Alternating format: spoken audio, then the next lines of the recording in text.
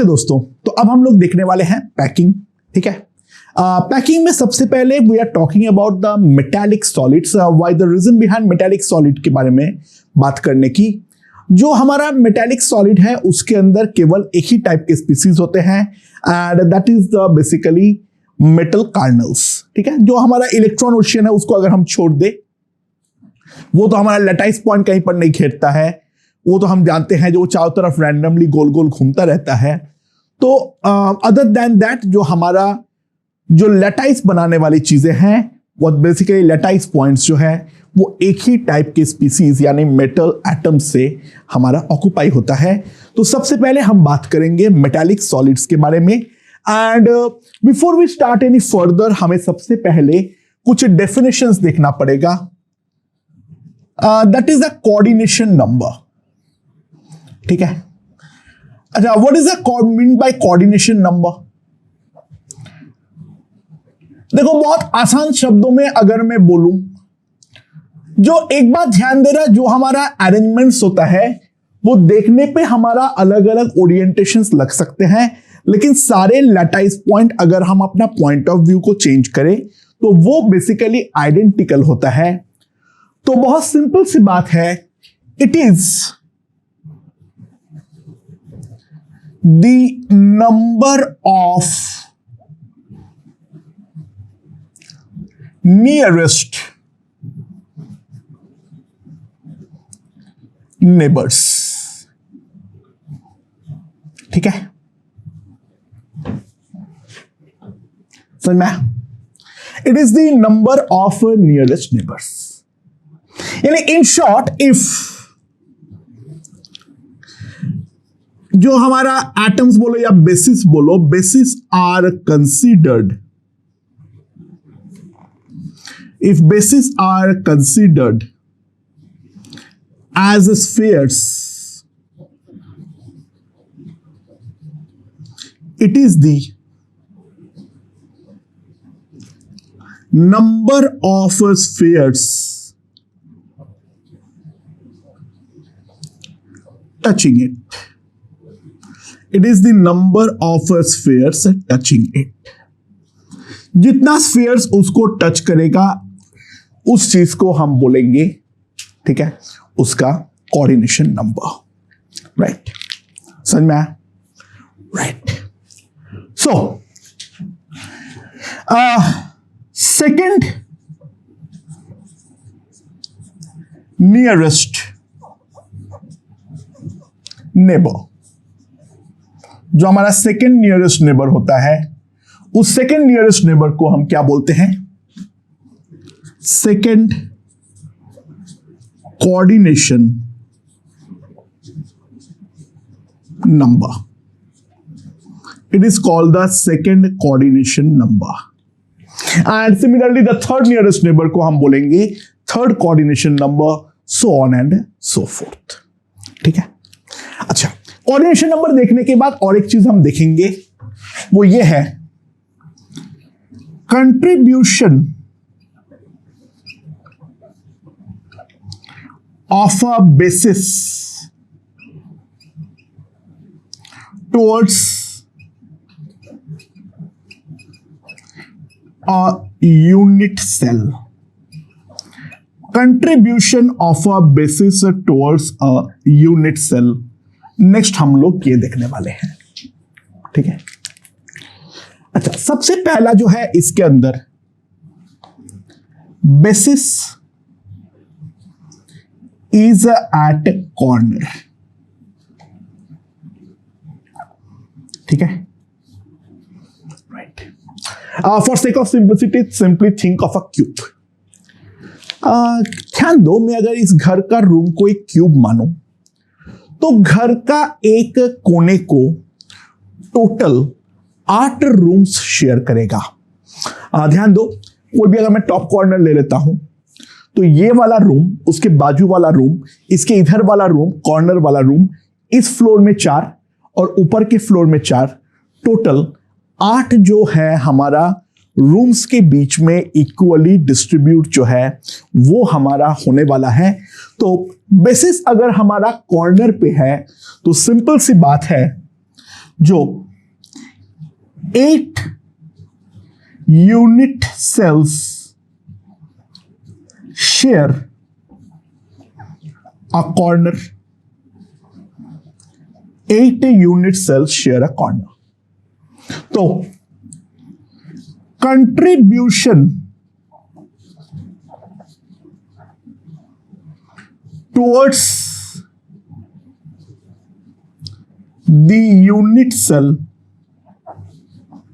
कोई भी बेसिस का जो कंट्रीब्यूशन होगा towards the unit cell, that will be equals to 1/8, that will be equals to 1/8। ठीक है। दूसरा, basis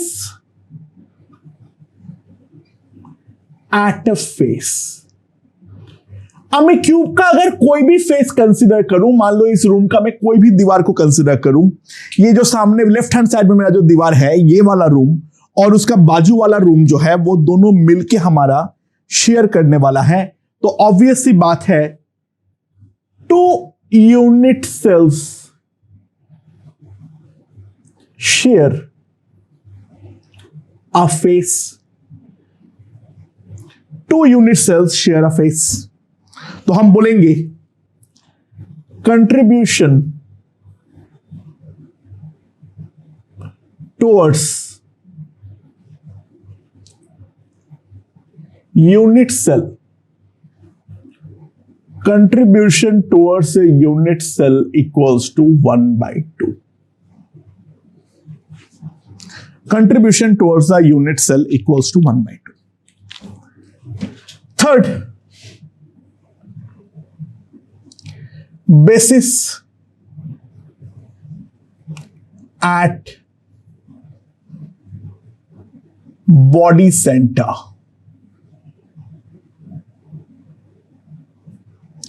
basis at a body center। ध्यान दो, अगर बॉडी सेंटर पे है तो ऑब्वियस सी बात है, एक वो क्यूब का खुद का प्रॉपर्टी है, इस रूम के अंदर जो चीजें हैं वो तो रूम का खुद का प्रॉपर्टी ही होने वाला है। तो यहां पर तो सिंपल सी बात है, जो हमारा contribution towards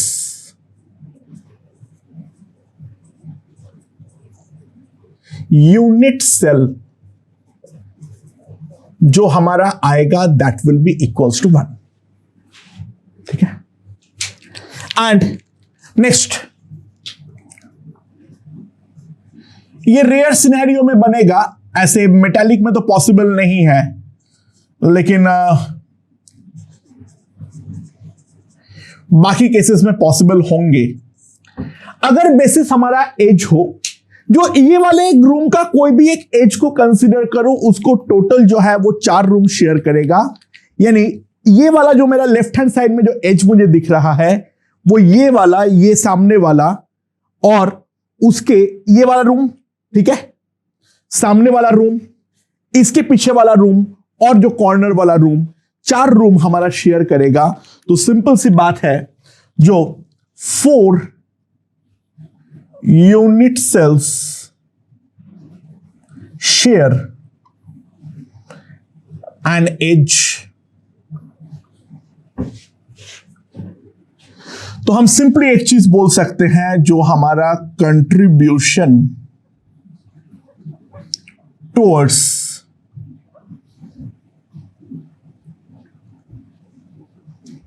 unit cell is equals to 1/4. The contribution towards a unit cell is going to be 1/4. एक सिंपल एग्जांपल देख लेते हैं जल्दी से, लेट्स सी। ओके, तो सबसे पहले देखते हैं, मान लो हमारे पास एक solid is made up of 2 elements,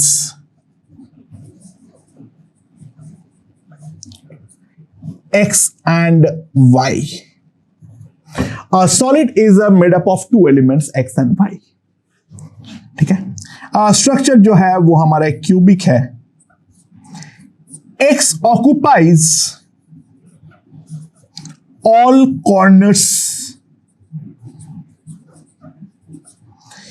and Y occupies end centers. Find stoichiometric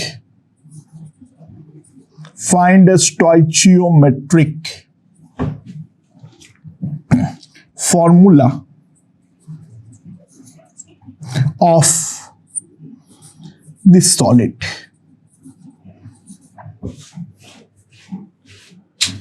अच्छा, तो हमारा जो सॉलिड है उस पर डेफिनेटली क्या है, हमें बोला है एक क्यूब बनाओ, पहले बनाते हैं भाई, कोई बात नहीं। तो ये हमारा क्यूब हो गया ना। यहां पर अगर हम ध्यान दें तो x बोला है सारे के सारे हमारा कॉर्नर्स पे लाई करेगा, तो जितने भी कॉर्नर्स है उन सब पे x है। x को मैं रेड से रिप्रेजेंट करता हूं, तो ऐसे टोटल 8 कॉर्नर्स होंगे, आठों के आठों में x है, और एंड सेंटर पे हमारा y है। तो कोई भी 2 एंड सेंटर ले लो, ये ब्लू से मैंने y को रिप्रेजेंट किया, ठीक है। अच्छा, x हमारा कंट्रीब्यूशन पे कंट्रीब्यूशन कितना है 1/8, तो total 8 x's and 2 y's, total जो है वो 8x है और 2 y है हमारे पास, ठीक है। अच्छा, ये x जो है वो कॉर्नर पे है, तो इसका जो कंट्रीब्यूशन है, इसका कंट्रीब्यूशन 1/8 होगा, और इसका जो कंट्रीब्यूशन होगा that will be equals to 1/2। तो सिंपल सी बात है, जो हमारे पास फॉर्मूला आ जाएगा, that formula will be equals to 8 into 1/8 plus 2 into 1/2, 8 into 1/8, ये फॉर x है, एंड 2 into 1/2 फॉर y है। तो सिंपल सी बात है, जो हमारे पास फॉर्मूला आ जाएगा, formula will be simply equals to xy, क्योंकि पर यूनिट सेल हमारा एक ही x है एंड पर यूनिट सेल हमारा एक ही y है, ठीक है, राइट। चलो और एक देखते हैं। तो हमारे पास एक यूनिट सेल है, ठीक है, हमारे पास एक मेटालिक यूनिट सेल है। 1 atom at each corner,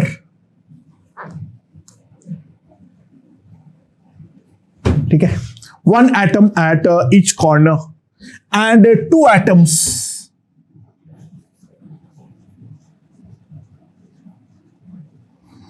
on each body diagonal, ठीक है। तो find number of atoms in a unit cell. Find the number of atoms in the unit cell. ठीक है। अच्छा, बॉडी डायगोनल जो है वो हमारा क्यूब के अंदर ही होता है, तो ऑब्वियस सी बात है, हमारे पास टोटल 4 हम जानते हैं बॉडी डायगोनल होती है, और ये जो हमारे पास 4 बॉडी डायगोनल है, इसके अंदर टोटल 8 एटम्स होंगे, और 8 corners is effectively 8 into 1/8 atoms, that is equals to 1 atom। तो सिंपल सी बात है, जो हमारे पास टोटल नंबर ऑफ एटम्स होंगे, that total number of atoms will be equals to 9। तो एक बेसिक कंट्रीब्यूशन वगैरह के बारे में और बेसिक कोऑर्डिनेशन नंबर के बारे में हमें यहां पर आइडिया अब लग चुका है। तो अब हम लोग नेक्स्ट आगे बढ़ते हैं। प्रॉपर पैकिंग अब हम देखेंगे, पहले 2D arrangement and then we move on to the 3D arrangements. Let's see. Okay दोस्तों, तो 2D पैकिंग जिसके अंदर सबसे पहले हम देखेंगे स्क्वायर पैकिंग। और यहां पे जो हमारा सब कुछ 2D पे है, spheres are touching each other. The spheres are touching each other. ठीक है। So if we see यहां पर किस तरीके से होगा, square packing is the very simple type of packing. If we see, ठीक है, यहां पर पहले एक लाइन में बनाऊंगा इस तरीके से। मान लो हमारा ये 4 स्फीयर है, फिर नीचे एग्जैक्टली इसका आइडेंटिकल लाइन जो है वो हमारा बनाने वाला हूं मैं, ठीक है। फिर इसके बाद थर्ड लाइन जो है वो हमारा नीचे की तरफ इस तरीके से बनेगा। And we can go on like this, this and this, so on and so forth. ठीक है। अच्छा, कोई भी किसी का भी कोऑर्डिनेशन नंबर क्या होगा, मान लो मैं अगर कोई भी एक चीज को कंसीडर करूं तो उस पे 1 2 3 4 ये 4 चीज इसको हमारा टच कर रहा है।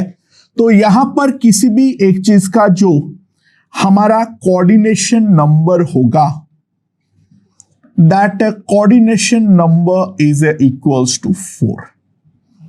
अच्छा, कोई अगर पूछे जी यहां पे सेकेंड कोऑर्डिनेशन नंबर क्या होगा, अच्छा किसी का भी जो सेकेंड नियरेस्ट नेबर होगा वो सेकेंड नियरेस्ट नेबर डेफिनेटली कौन होगा, जो उसके डायगोनल पे एग्जिस्ट करता है वो सारे के सारे स्फीयर्स, मतलब ये वाला, ये वाला, ये वाला और ये वाला, ये 4 जो है अगर हम ध्यान दें, ये 4 हमारा इसका सेकेंड नियरेस्ट नेबरहुड है। तो इसका जो हमारा सेकेंड कोऑर्डिनेशन नंबर होगा, that second coordination number is also equals to 4। तो मान लो ये जो हमारा स्फीयर्स है इसका हर किसी का रेडियस है r। तो अगर मैं स्मॉलेस्ट रिपीटिंग यूनिट कहीं पर भी ढूंढने जाऊं तो दोस्तों ध्यान दो, this is the smallest repeating unit and this can be considered as a unit cell. ठीक है। अच्छा, अब अगर हम लोग ध्यान दें, जो कोई भी अगर मैं एक एटम को कंसीडर करूं तो कोई भी एक एटम के पूरी तरीके से घेरने के लिए हमें टोटल 4 स्क्वायर्स की रिक्वायरमेंट होगी। We can clearly C,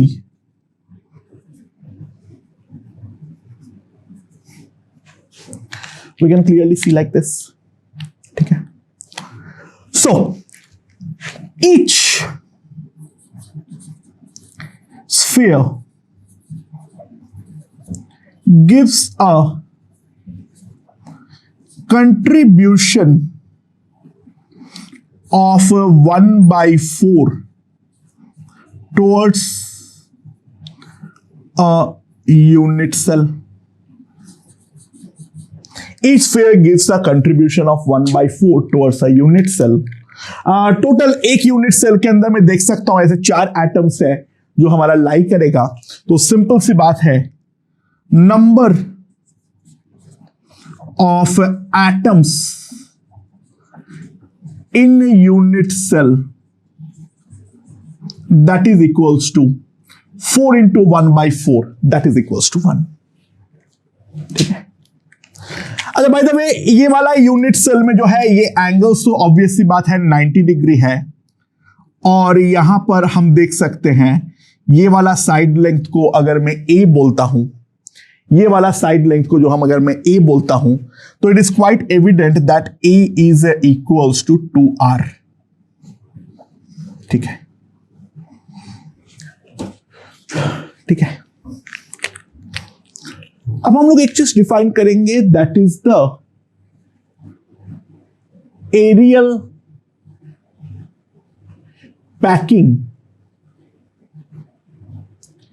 efficiency. It is the aerial packing efficiency.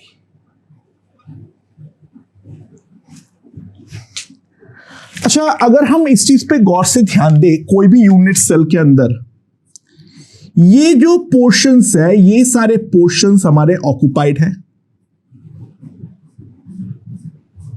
ये सारे पोर्शंस जो है वो हमारा ऑक्युपाइड है, और बीच में जो है दैट बीच में इज बेसिकली वॉइड। बीच में जो है that is basically a void, यानी खाली जगह। So what is the areal packing efficiency? This is nothing but the area occupied divided by the total area. ठीक है, it is the area occupied by the total area. और ये कितना आ जाएगा मेरे पास? अच्छा, अगर मैं एरिया ऑक्युपाइड देखूं, अगर एक यूनिट सेल पे 4 into 1/4 into pi r square, that divided by a square।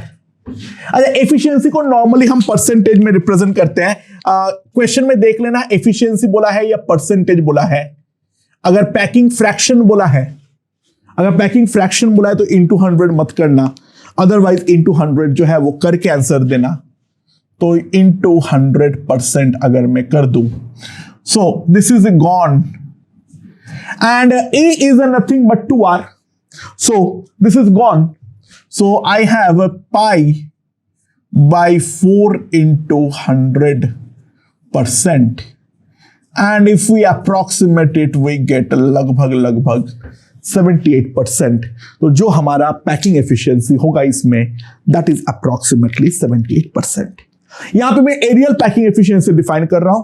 3D पे ऑब्वियस सी बात है, मैं वॉल्यूम पैकिंग एफिशिएंसी जो है वो मैं डिफाइन करने वाला हूं। ठीक है, अच्छा, नाउ स्क्वायर पैकिंग, ये वाला पॉइंट को हम बाद में और ढंग से समझेंगे। If extended to 3D, square packing if extended to 3D gives simple cubic structure। Simple मतलब we say the primitive cubic structure। ठीक है, this is the efficient square packing structure. ध्यान देना, यहां पर एक पॉसिबिलिटी और भी हो। यहां पर अगर हम ध्यान दें, अच्छा, बहुत सारी जगह पे कोऑर्डिनेशन नंबर बोलते हैं जितना टच करे, बहुत सारे टाइम ऐसे पॉसिबिलिटी है जो टच करे ही ना, तो वहां पे फिर कोऑर्डिनेशन नंबर हमारा डिफाइन ही नहीं हो पाएगा। ठीक है ना, कोऑर्डिनेशन नंबर इस केस पे भी डिफाइंड है। यहां पे हमारा ये स्क्वायर पैकिंग तो है, square packing, but not touching. Packing तो हमारा स्क्वायर ही है, लेकिन वो हमारा टच नहीं कर रहा है। तो यहां पर अगर हम ध्यान दें,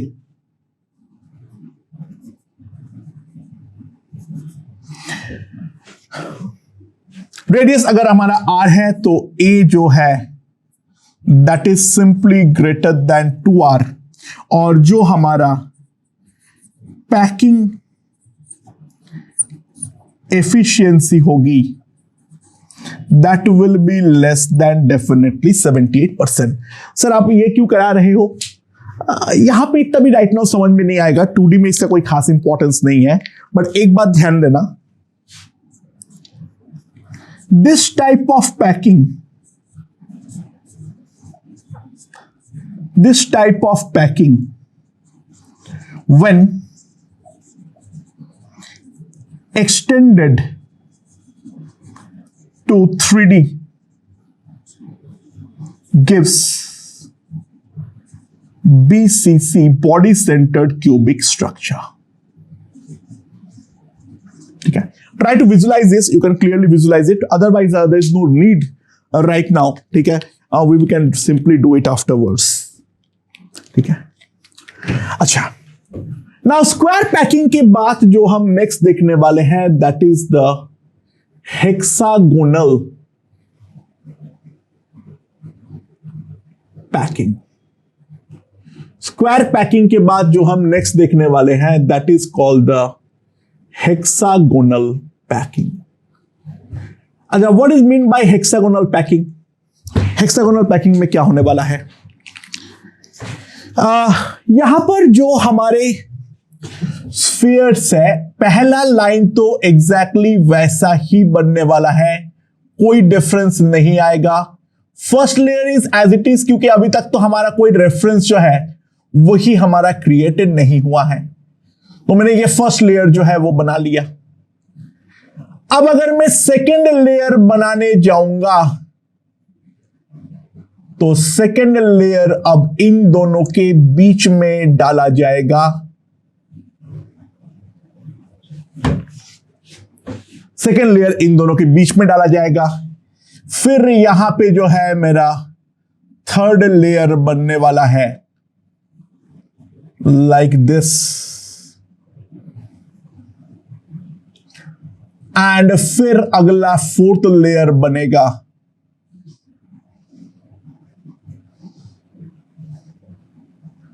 and then so on and so forth. इस तरीके से मेरा लेयर्स जो है वो चलता रहेगा। बाय द वे एक चीज तुम साफ साफ देख सकते हो, जो hexagonal packing is a definitely a better packing. We can clearly see, we can construct a hexagon like this and यहां पर मैंने एक हेक्सागन बना लिया लाइक दिस। अच्छा, इसका रेडियस अगर मैं ए आर बोलता हूं तो, और ये साइड लेंथ को अगर मैं ए बोलता हूं तो due to touching we can clearly see that a is equals to 2r। A will be clearly equals to 2r। ठीक है, अच्छा, कोई भी एक स्फीयर को अगर हम कंसीडर करें तो उसका नियरेस्ट नेबरहुड हमारे पास कहां पर आएगा? जितने भी इसको डायरेक्टली यहां पे टच कर रहा है वो नजर आएगा, 1 2 3 4 5 6। तो कोऑर्डिनेशन नंबर जो आएगा that will be equals to 6। ठीक है, अच्छा, what will be the number of atoms in unit cell? We can clearly see, जो ये वाला कोई भी एंगल जो है वो मेरा 120 डिग्री है। ये वाला जो है कोई भी यहां पर जो है वो हमारा 120 डिग्री है। तो 120 डिग्री अगर हमारा ये एंगल है तो जो ये साइड वाले एटम्स है हर किसी पे टोटल अगर हम ध्यान दें तो 3 हेक्सागन बन सकता है। मैं कहीं पर भी बना दूं, देखो ध्यान दो, ये एक हेक्सागन, ये दूसरा और ये हमारा तीसरा। तो एक एटम जो कोने वाले हैं वो हमारा 3 के बीच में शेयर होता है। तो number of atoms in unit cell will be equals to 6 into 1/3। 1 2 3 4 5 6, इसका 1/3 प्लस इसका directly 1, so that will be equals to 3। ठीक है, समझ में? Right. So number of atoms जो पर यूनिट सेल जो होगा वो हमारा 2 होगा। बाय द वे ये हमारा ऑक्युपाइड है और बीच बीच में हमारा वॉइड जो है वो वॉइड सम क्लियरली यहां पर देख सकते हैं, यहां पर हमारा खाली रहने वाला है। अच्छा, what will be the total area?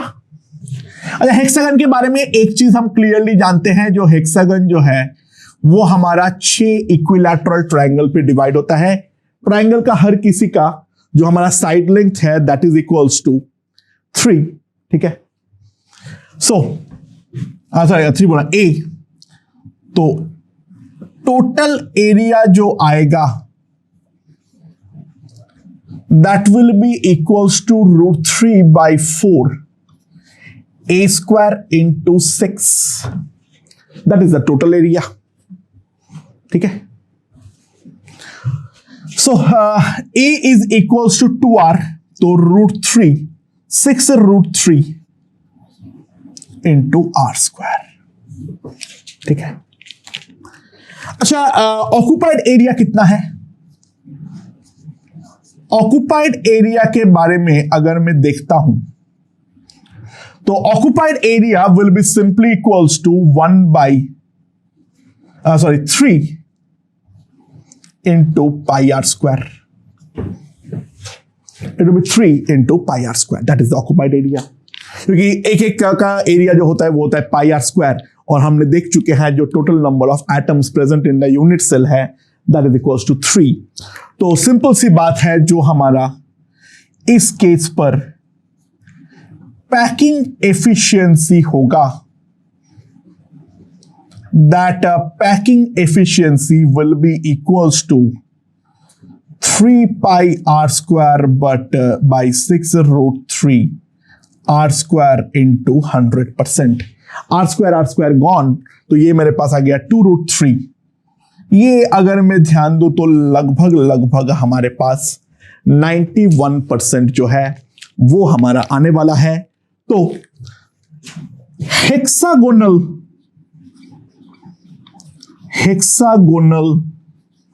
Packing is more efficient than square packing. Hexagonal packing is more efficient than square packing. That we can clearly see from this observation. ठीक है। अच्छा, जैसे कि यहां पर मैंने बोला था, तो hexagonal packing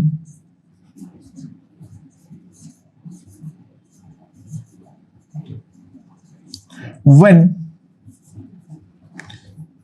extended to 3D gives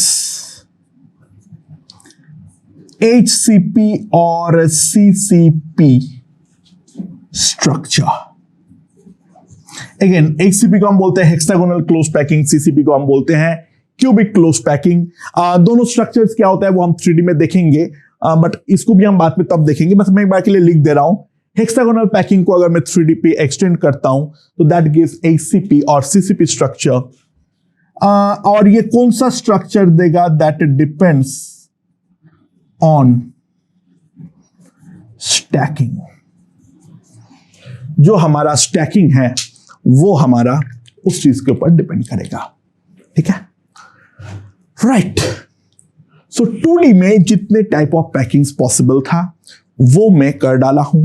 ये वाला चीज अभी राइट नाउ इसका इंपॉर्टेंस समझ में नहीं आ रहा है, ये वाला पार्ट का 3D में जाते ही इसका इंपॉर्टेंस जो है वो हमें समझ में आना चालू हो जाएगा, ठीक है। Now let's move on to 3D packing.